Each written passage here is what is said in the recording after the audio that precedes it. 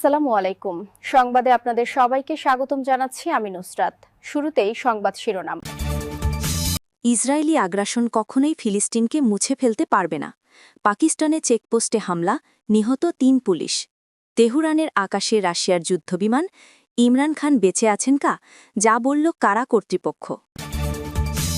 দর্শক, এতক্ষণ শুনছিলেন সংবাদ শিরোনাম, এখন বিস্তারিত।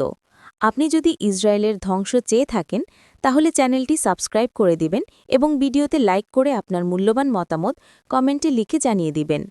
এখন বিস্তারিত।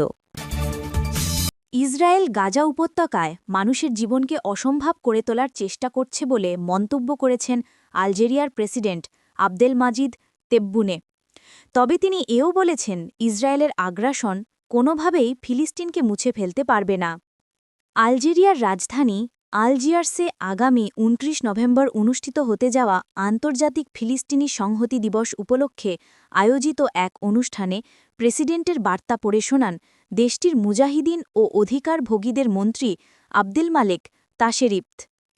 বার্তায় তেব্বুনে বলেন, ফিলিস্তিনিদের ওপর ইসরায়েলের চলমান আগ্রাসন আন্তর্জাতিক আইন ও মানবাধিকার আইনের মৌলিক নীতিমালা স্পষ্টভাবে লঙ্ঘন করছে।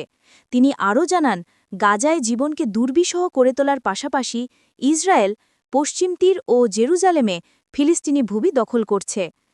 তেব্বুনে বলেন, ইসরায়েলের অব্যাহত আগ্রাসন ফিলিস্তিনকে মুছে দিতে পারবে না।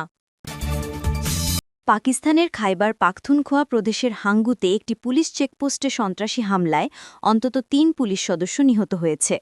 বুধবার ২৬ নভেম্বর গভীর রাতে চালানো এ হামলায় আহত হয়েছেন আরও ২ জন। খবর সামা টিভির। পুলিশ ও জেলা প্রশাসনের তথ্য অনুযায়ী শাহু রোডের কাজীতলাব চেকপোস্টে ভয়াবহ গোলাগুলির ঘটনা ঘটে।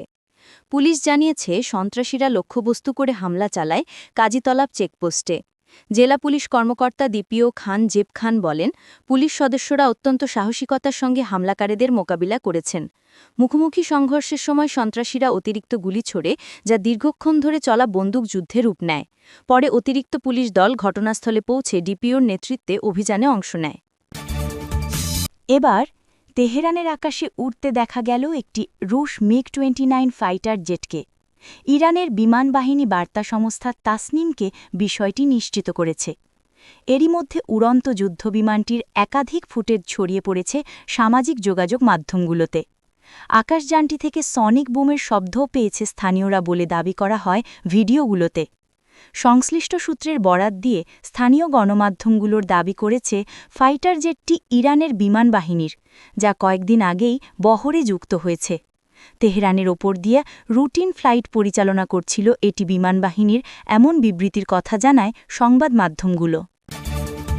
পাকিস্তানের সাবেক প্রধানমন্ত্রী ও পাকিস্তান তেহরিক-ই-ইনসাফের প্রতিষ্ঠাতা ইমরান খান সুস্থ আছেন এবং আদিয়ালা কারাগারেই আছে।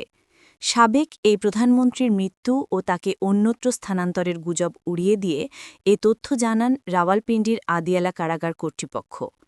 এর আগে বুধবার ইমরান খানের মৃত্যুর গুজব ছড়িয়ে পড়ে। তার বোনেরা তার সঙ্গে বারবার দেখা করতে চাইলেও অনুমতি দেওয়া হয়নি। সেই সঙ্গে আদিয়ালা কারাগারের বাইরে তাদের উপর নিরাপত্তা বাহিনীর সহিংস হামলার পর রহস্য আরও ঘনীভূত হয়।